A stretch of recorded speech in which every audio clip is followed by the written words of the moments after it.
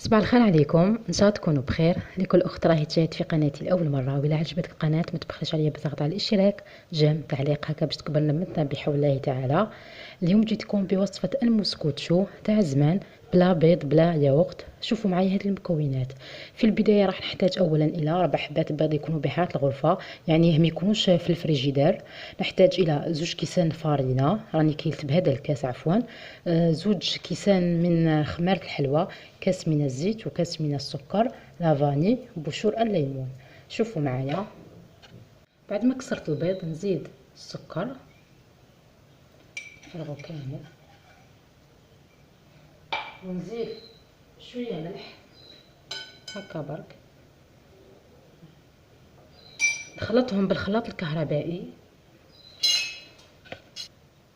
بعد ما خلطوه بالباطوغ انا حنزيد الزيت غير بالعقل ونخلط. نزيد شويه نخلط. بعد ما زدت هذيك الزيت غير بالعقل نضيف المنكهات، لافاني، بشور الليمون هما الصح. نحب انا الليمون حنكتر شويه باش تروح هذيك ريحه البيض.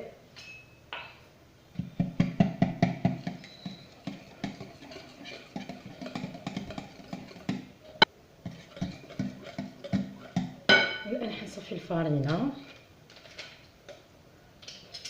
2 كيسان بالضبط، عفوا.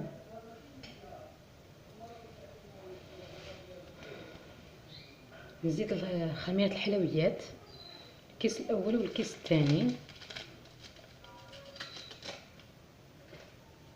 صفيها مليح. شوف داك الكتل،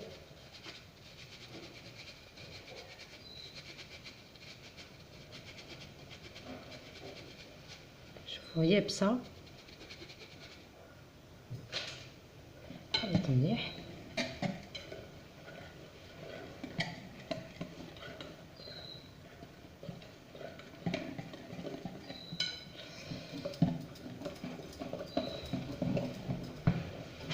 نزيد الفارينه هذيك غير بالعقل.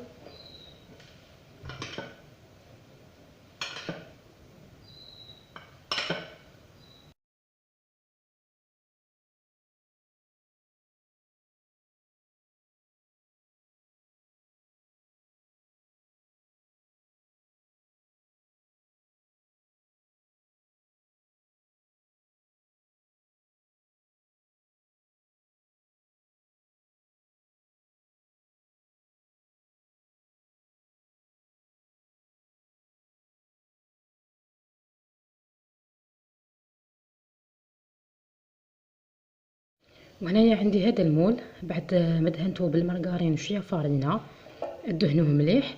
نفرغ فيه الخليط ديالي، بسم الله.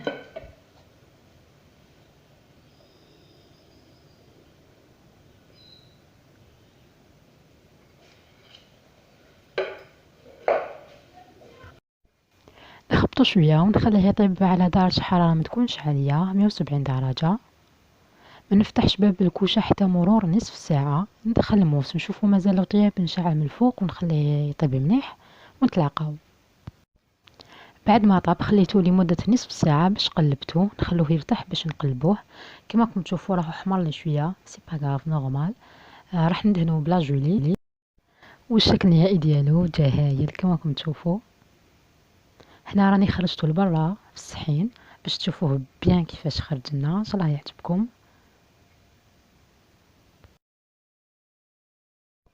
وبالنسبه للتزيين فهو اختياري، حبيتو ديروا معجون مشماش ولا شوكولاته، انا كانت عندي غير لاجولي، والحق جات مليحه معاه، جات هايله. ان شاء الله يعجبكم. هنا راني قسمت لكم تشوفوه كيفاش جانا، جا هايل. ان شاء الله يعجبكم يا ربي.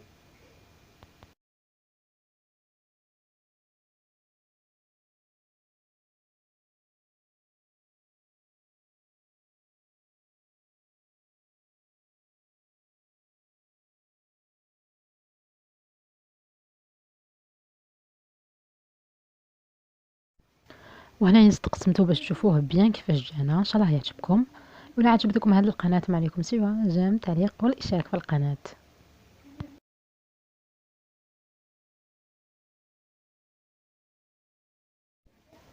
والسلام عليكم ورحمة الله تعالى وبركاته.